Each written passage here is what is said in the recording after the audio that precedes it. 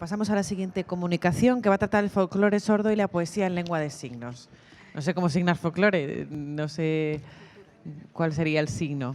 Está relacionado con, con el arte, pero no sé cuál sería el signo más apropiado. Bueno, relacionado también con la poesía en lengua de signos. Para presentarlo está Miguel Ángel San Pedro Terrón. Puedes empezar.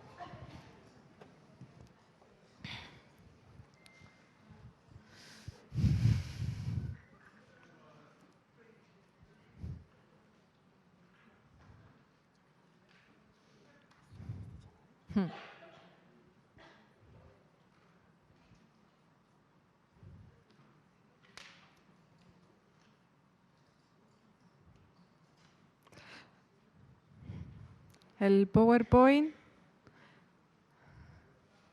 ¿Ya está? Vale, perfecto. Muchísimas gracias. Bueno, buenas tardes. Gracias a todos por vuestra asistencia y gracias a la CNSI y al CNLS por invitarme. Voy a intentar explicar de manera breve el tema de mi comunicación. Folclore, de lo que estamos hablando en definitiva es de la cultura propia de una comunidad, en este caso de la comunidad sorda, por lo tanto el término sería folclore sordo. Entiendo que ya sois conocedores de lo que significa. Yo me voy a centrar más en una manifestación artística muy concreta, que es el caso de la poesía. Cuando pensamos en cultura sorda, en otros aspectos, como puedan ser psicolingüísticos, educativos, antropológicos, lingüísticos, es de fácil reconocer la existencia de una comunidad, en este caso de la comunidad sorda. Según Padilla, definía que como cultura sorda es si la gente tiene una lengua, también tiene una propia cultura.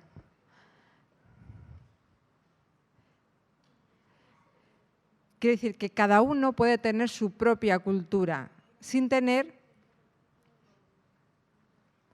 una única lengua, ¿vale? Yo puedo adquirir o pertenecer a diferentes culturas, pero no estar supeditado al conocimiento de solo una lengua.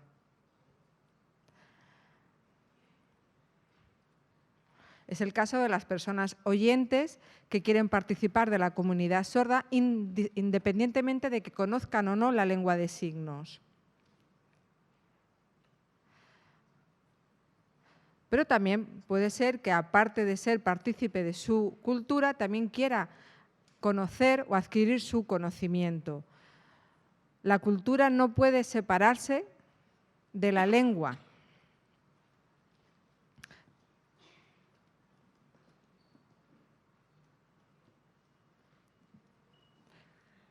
Esto quiere decir que cuanto más conozcamos la lengua de signos, más nos sentiremos partícipes de la cultura que conlleva. ¿De dónde viene el concepto o el conocimiento de cultura sorda?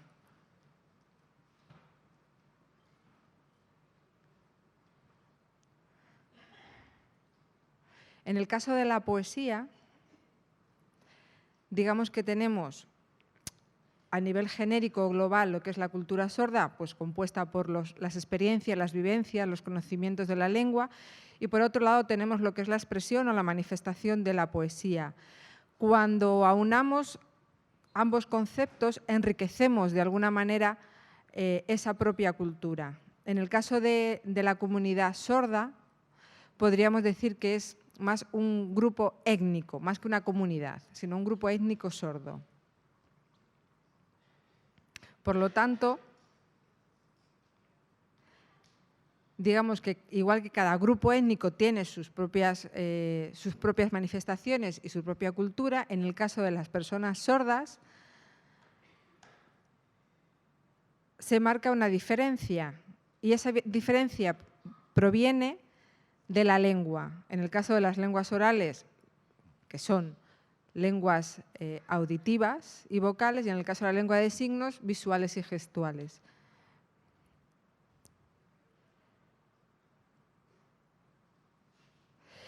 Y esto viene determinado por una cuestión fisiológica, es decir, yo carezco de un sentido y tengo que suplir ese sentido con otros, en este caso la visión. Igual que las personas oyentes no son capaces de ponerse en nuestro lugar e intentar sentir cómo nos sentimos, nos pasa a nosotros lo mismo, ¿no? Pero es verdad que en el caso de las personas sordas no contamos, digamos, con un espacio físico, con un territorio donde podernos, de alguna manera, manifestar, ¿no? Como nuestra propia presencia. Sí se ve en las comunidades oyentes. Las comunidades sordas, digamos que es algo más invisible.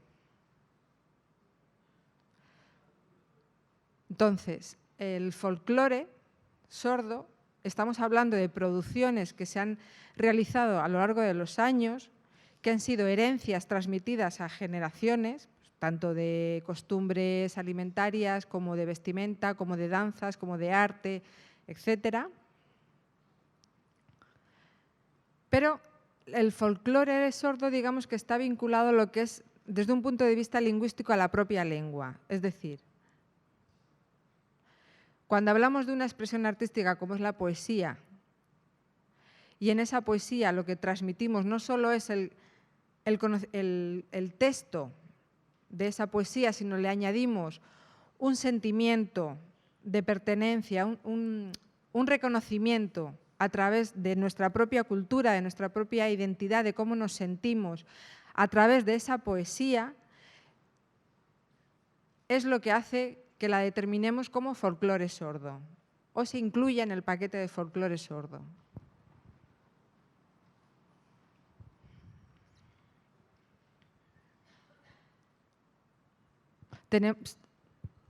Tenemos muchas producciones realizadas por personas sordas que no han podido ser documentadas por cuestiones en el momento en que se producían, de no disponer con los recursos necesarios. Sí que hay documentos escritos realizados por personas sordas, pero contamos con mucha producción. Somos conscientes de que hay mucho bagaje artístico a lo largo de todos estos años que no han sido documentadas. Y eso nos ha afectado, porque claro, al ser algo visual y no poderlo recoger en un soporte que permanezca en el tiempo, desaparece. Es algo efímero, ¿no? Es lo que dura el momento en el que se produce.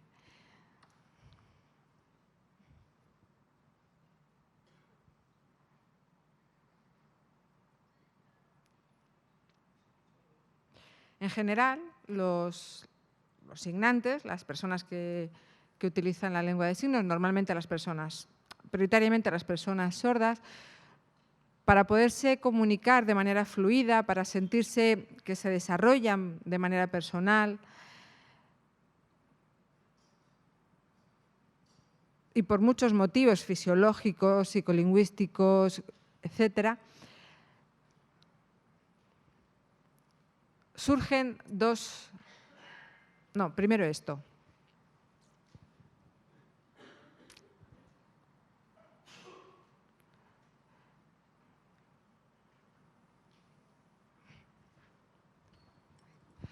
Hay un hombre sordo de Estados Unidos del año 1900 y algo, creó un proyecto que era grabar, pues en aquel momento estamos hablando de 1910, sí.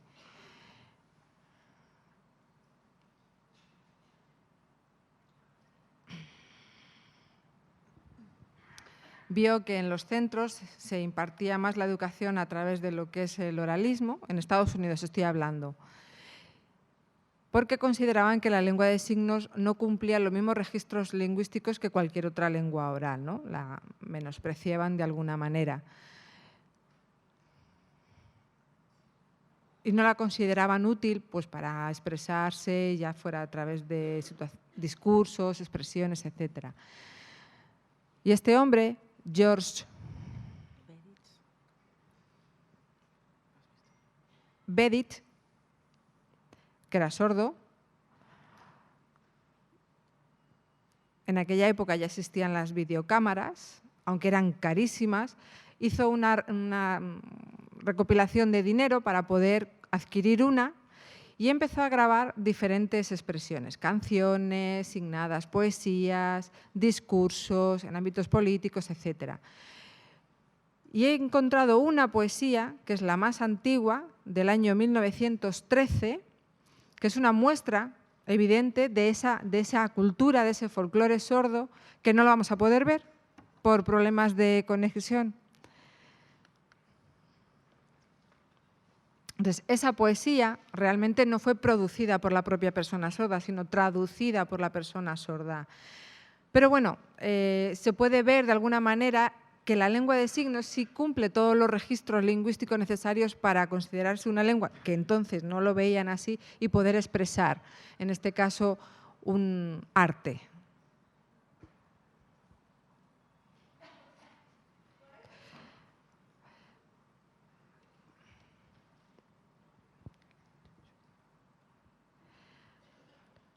El concepto de comunidades imaginadas es, pues como su nombre indica, imaginarse que perteneces a una comunidad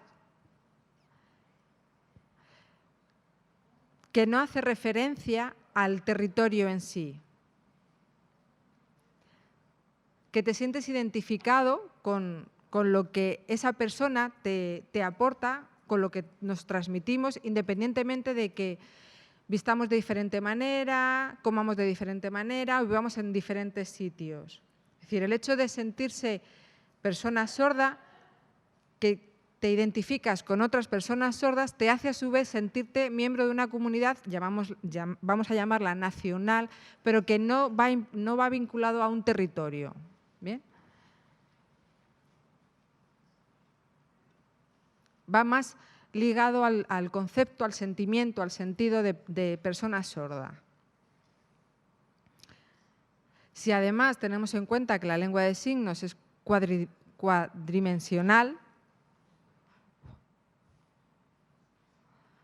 en comparación con la lengua oral,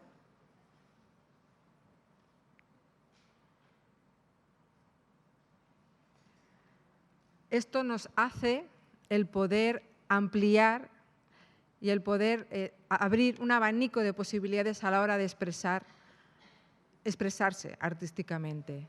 Y esto nos hace dar un valor añadido a la lengua, ¿no? Y fortalecer al mismo tiempo el sentimiento de pertenencia. Estos dos conceptos que veis aquí, el death floor,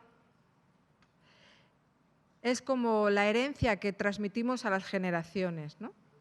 Y el sign floor es lo que es la expresión creativa de la lengua de signos de diferentes formas, a través de poesía, de cuentos. Por un lado estamos hablando de la transmisión de los valores de la comunidad y por otro lado de las expresiones propias. Y de esta manera favorece una mayor autoestima de las personas sordas en cuanto a su participación, a su disfrute en el hecho de estas representaciones o manifestaciones artísticas, que ya pueden ser ligadas o no a temas propios de la comunidad, de la cultura o no. Este otro concepto, el Dadhood, también se trabaja a través de la poesía. Es un signo de identificación que facilita una mayor autoestima. Por lo tanto, el death floor como el death hood se nutre uno de otro. Por ejemplo, en un encuentro, un festival, en un certamen de personas sordas, en el que se muestra una poesía, uno muestra una poesía, otro hace un monólogo o un cuentacuentos, en el que en todas esas producciones hay aspectos, hay valores propios de la comunidad. Seguramente eso motivará más a las personas sordas que están allí, ¿no? Les empoderará de alguna forma les hará sentirse más partícipes, independientemente de la procedencia de cada uno.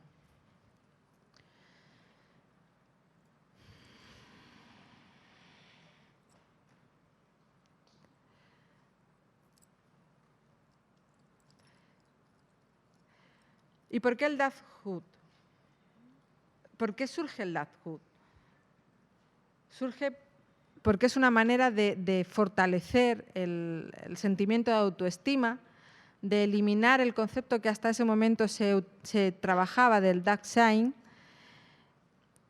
darle la parte de la visión positiva, ¿no? de esta propia comunidad. Es como un revulsivo para favorecer ese despertar, ¿no? del grupo, de la pertenencia de comunidad. Está bien que en los centros educativos bilingües se contemple, nos preocupemos por la inclusión de ambas lenguas, pero muchas veces nos olvidamos de estos aspectos, ¿no? que también son fundamentales y que son importantes a la hora de transmitirlo. Como pueda ser, por ejemplo, un cuento de la Cenicienta, cambiando pequeños detalles, pequeños matices, como en vez de los zapatos, pues que pierde unos guantes, que son lo que le puede facilitar el poder comunicarse, ese tipo de cosas que hace que los niños, o tanto sordos como oyentes, pero más los niños sordos, se puedan sentir identificados y, en el caso de los niños oyentes, más cercanos a la comunidad que pertenecen los niños sordos. Esta foto que veis aquí a la izquierda representa un poco la imagen de sumisión por la discapacidad que padeces, y la otra, la del brazo, es como lo del revulsivo, ¿no? El despertar, el crecimiento.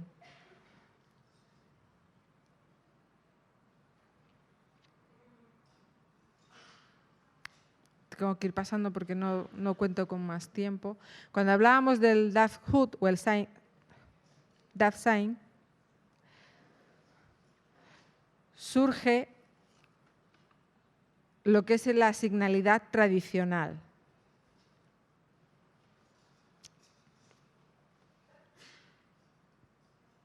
Quería presentaros algunos vídeos de personas sordas, de ejemplos, para que los vierais, como puede ser el de Juan Luis Marroquín.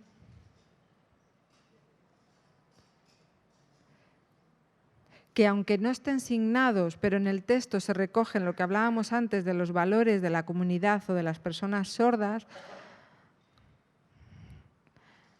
también eso influye, también es válido. Quiero decir, no tiene por qué ser solo producción en lengua de signos. Esto lo colocaríamos... No, esto no lo voy a explicar mejor. No, es que no puedo resumirlo.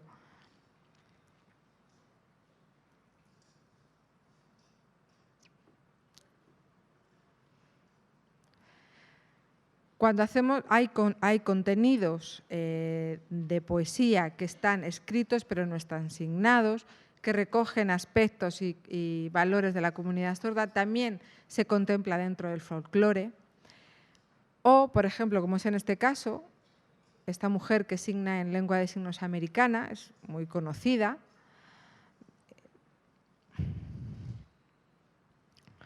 O esta otra persona, que es de la misma generación, de los años 80, 90.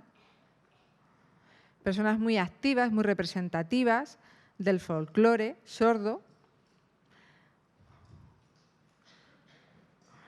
y que, bueno, digamos que sus trabajos nos han llegado un poco tarde a nuestro país.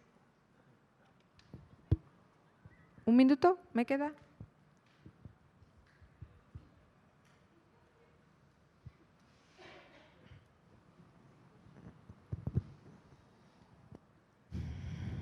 Os voy a enseñar esta poesía, está en inglés. Fijaros en la foto. Las fotos representan la noche, en la que aparecen los murciélagos, y eso genera miedo. Miedo porque crees que te va a atrapar. Pero además es un miedo bastante exacerbado, porque ya no solo es al animal, sino también el hecho de que si me tapas los ojos, pierdo la comunicación, pierdo mi unión o mi conexión con el mundo, con el entorno que me rodea. Ese aspecto, por ejemplo, ese valor, ese detalle que pertenece a la comunidad sorda, es lo que he intentado transmitiros en mi charla. Perdonar que no haya podido profundizar en ello y espero que os haya gustado. Muchas gracias. Bueno, sería muy interesante que si pudiese seguir con tu intervención. Muchas gracias. Si hay alguna pregunta, vamos…